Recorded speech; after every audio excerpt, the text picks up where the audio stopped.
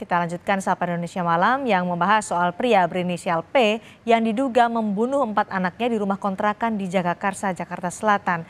Ia ternyata sempat dilaporkan ke polisi karena melakukan kekerasan dalam rumah tangga kepada istrinya sebelum ditemukan 4 anaknya meninggal. Apa yang bisa dianalisis dari kasus ini? Kami bahas bersama pakar psikologi forensik Reza Indragiri Amril. Selamat sore, Mas Reza. Selamat sore, Assalamualaikum. Waalaikumsalam warahmatullahi wabarakatuh.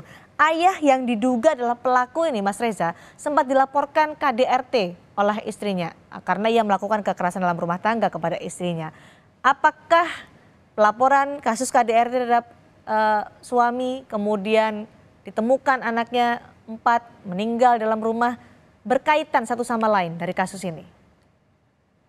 Itu tentu saja harus dicari tahu oleh pihak kepolisian, diinvestigasi hingga tuntas. Tapi kalau dari sudut pandang keilmuan bahwa acap kali kita menganggap kasus KDRT itu tanda petik sudah menjadi kasus yang biasa. Saking banyaknya. Alhasil kita mengabaikan adanya kemungkinan kondisi-kondisi khas, bahkan abnormalitas mental tertentu yang boleh jadi diidap oleh pelaku secara umum. Nah, ketika kondisi-kondisi khas macam itu katakanlah terlambat untuk diintervensi, semakin lama semakin buruk, maka saya khawatir bahwa terpicu oleh hal-hal tertentu akan kemudian bisa meledak menjadi perilaku agresif. Baik agresif terhadap diri sendiri, maaf dalam bentuk perilaku atau upaya bunuh diri, ataupun juga perilaku agresif kepada pihak lain. Pihak lain itu siapa? Hitung-hitungan di atas kertas, pihak lain itu adalah pihak yang lemah. Nah, dari sudut pandang psikologi forensik, anak memang merupakan satu dari sejumlah kelompok manusia yang paling rentan menjadi korban mengalami viktimisasi. Apakah kemudian terkait juga dengan KDRT-nya? Tadi saya katakan, itu juga bagian yang harus diinvestigasi. Harus diinvestigasi, tapi apakah itu bisa menjadi motif dari kasus ini? Apalagi ditemukan juga tulisan, thanks Bunda, puas Bunda, thanks for all. Kalimat semacam itu ditambah lagi dengan informasi media yang saya simak, yaitu terkait dengan adanya kemungkinan cemburu di dalam hubungan Pak Sutri ini, membuat saya membayangkan bahwa keempat anak yang bernasib malang itu menjadi sasaran untuk 2 hal. Pertama, sasaran revenge. Dalam pengertian, adakah kemungkinan sang suami marah, ingin melampiaskan dendam kepada istrinya, tapi kemudian tidak bisa melakukan itu secara langsung, maka anak kemudian menjadi sasaran. Revenge, anak menjadi sasaran untuk aksi balas dendam. Atau juga kemungkinan yang lain bahwa sang suami merasa kehilangan. Maka ini saatnya sang istri juga untuk merasakan perasaan kehilangan yang sama. Nah, ini juga merupakan variasi lain di mana anak kemudian terposisikan pada pihak yang lemah. Ketika objek atau sasaran utama perilaku agresif tidak bisa dijangkau oleh pelaku, maka pelaku akan mencari objek lainnya yang sayang beribu sayang. Dalam kasus ini objek pengganti itu adalah anak-anaknya sendiri. Oke, mereka pihak yang lemah dan kerap menjadi pelampiasan kalau ada masalah begitu ya, Mas Reza? Betul, karena memang anak secara umum memiliki kelemahan yang multidimensional. Secara fisik, katakanlah mustahil bagi anak untuk melakukan perlawanan secara frontal terhadap pihak yang akan menyakitinya.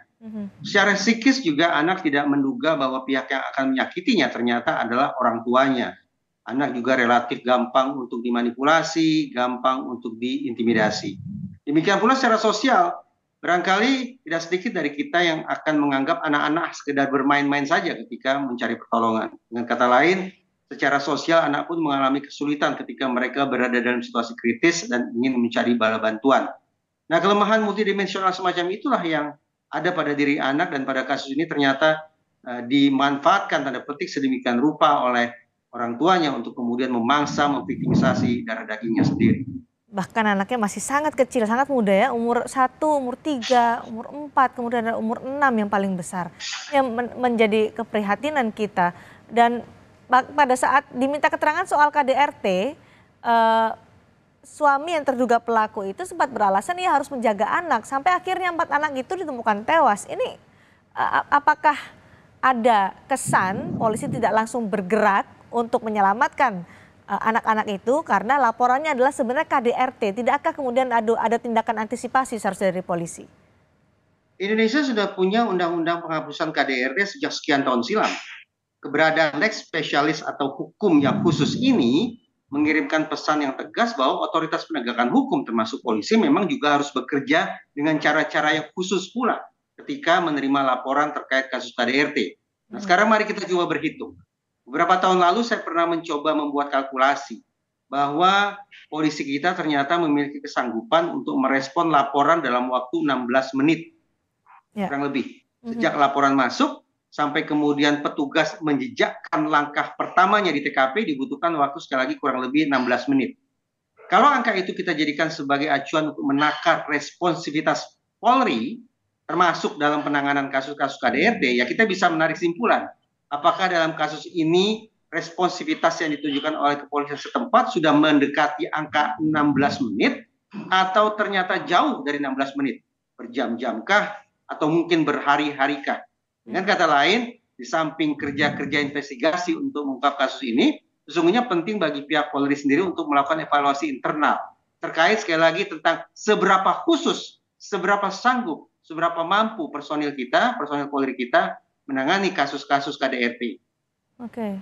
Jadi apakah ketika sampai akhirnya 4 anak ini menjadi korban, padahal ayahnya sudah dilaporkan dalam KDRT, ada kelalaian atau ada apa ini, Mas Reza, yang bisa Anda analisa? Ya, memang menjadi ironis ya, bahwa adakah kemungkinan responsivitas yang tidak begitu ideal itu tanda petik turut berkontribusi bagi peristiwa sebutlah viktimisasi terhadap anak. Sekiranya responsivitas itu tinggi, baik itu yang ditunjukkan oleh aparat penegak hukum maupun oleh masyarakat sekitar, barangkali kita tidak akan, mudah-mudahan ya, tidak akan lagi mendengar atau menyaksikan peristiwa yang amat sangat menyedihkan seperti yang menjadi topik perbincangan kita ini. Jadi kata kuncinya adalah responsivitas alias kepedulian, kecepatan menanggapi situasi kritis, baik oleh pihak kepolisian terutama dan juga oleh masyarakat secara umum. Oke, terakhir untuk Mas Reza, ini kan diduga ada upaya bunuh diri oleh terduga pelaku, yaitu ayah dari 4 korban ini. Apakah ini memang biasanya seperti itu, exit strateginya, atau bagaimana analisa Anda?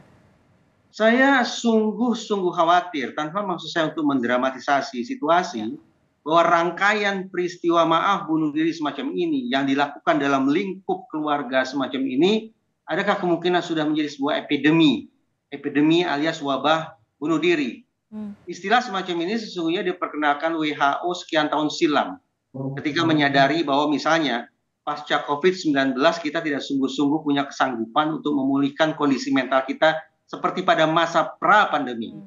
Adakah kemungkinan bahwa peristiwa-peristiwa tragis yang kita saksikan pada waktu-waktu belakangan ini merupakan cermin dari agenda pembenahan mental yang ternyata tidak terselesaikan semasa wabah COVID-19 dulu? Atau yang menghindari hukuman, karena telah sadar melakukan hal yang sekeji itu? Ya, mungkin saja bahwa pelaku berusaha untuk menghindari pertanggungjawaban pidana. Entah itu dia mencoba menghabisi dirinya sendiri, atau mencoba membangun narasi bahwa dia punya gangguan mental tertentu, atau membuat dirinya menjadi cacat sedemikian rupa sehingga tidak mungkin untuk diperiksa. Itu adalah modus-modus yang mungkin saja dilakukan oleh orang yang melakukan perbuatan pidana. Baik, masih terus berproses di pihak kepolisian soal kematian 4 orang anak di rumah mereka di Jakarta Selatan, dan diduga pelakunya adalah ayah mereka sendiri. Terima kasih Mas Reza Indragiri Amril atas analisisnya di Sapa Indonesia Malam hari ini.